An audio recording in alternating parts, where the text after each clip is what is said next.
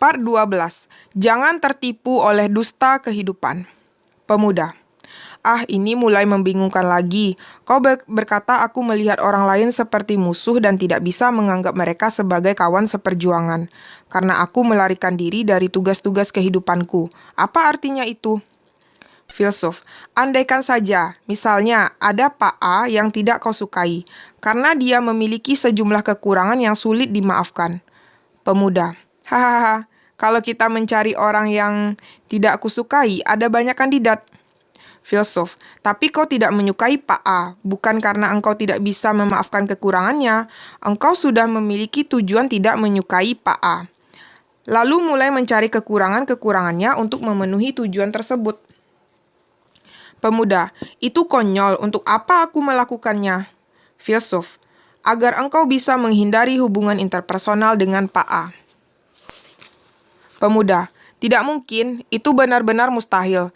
Jelas urutannya terbalik. Dia melakukan sesuatu yang tidak kusukai. Itulah alasannya. Kalau tidak, aku tidak punya alasan untuk merasa tidak suka padanya. Filsuf. Tidak, engkau salah. Itu mudah dilihat kalau engkau mengingat kembali contoh perpisahan dengan orang yang tadinya memiliki hubungan asmara denganmu. Dalam hubungan di antara kekasih atau pasangan yang sudah menikah, ada masa-masa ketika setelah mencapai titik tertentu, seseorang menjadi gusar dengan segala hal yang dikatakan atau dilakukan pasangannya. Misalnya, seseorang wanita tidak peduli dengan cara pasangannya makan. Penampilannya yang sudah lusuh di rumah membuatnya dipenuhi rasa muak, dan bahkan dengkuran pasangannya bisa memicu emosinya. Meskipun sampai beberapa bulan, lalu tidak ada satupun dari semua itu yang mengganggunya. Pemuda. Ya, itu kedengarannya familiar. Filsuf. Orang itu merasa seperti ini karena di tahap tertentu ia telah membuat keputusan sendiri.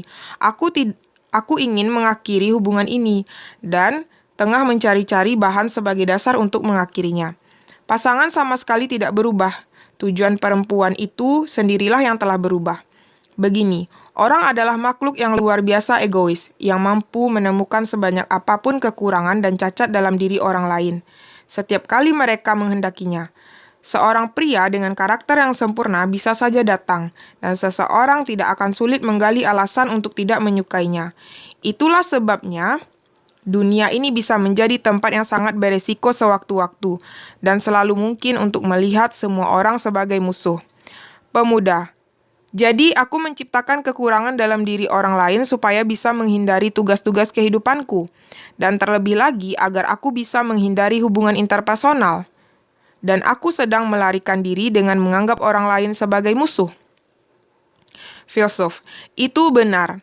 Adler mengindikasikan kondisi menemukan segala macam dalih untuk bisa menghindari tugas-tugas kehidupan dan menyebutnya dusta kehidupan. Pemuda. Oke. Filsuf. Ya, itu istilah yang pedas. Seseorang mengalihkan tanggung jawab atas situasi yang sedang dialaminya kepada orang lain.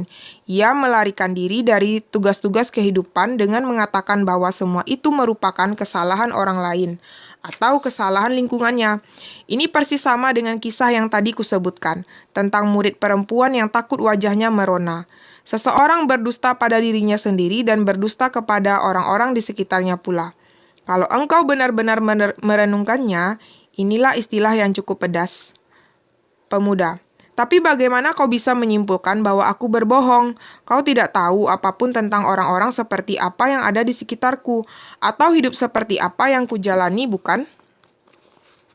Filsuf. Benar, aku tidak tahu apapun tentang masa lalumu, tidak orang tuamu ataupun kakak laki-lakimu. Aku hanya tahu satu hal. Pemuda. Apa itu? Filsuf. Fakta bahwa engkaulah yang memutuskan gaya hidupmu, bukan orang lain. Pemuda. Filsuf.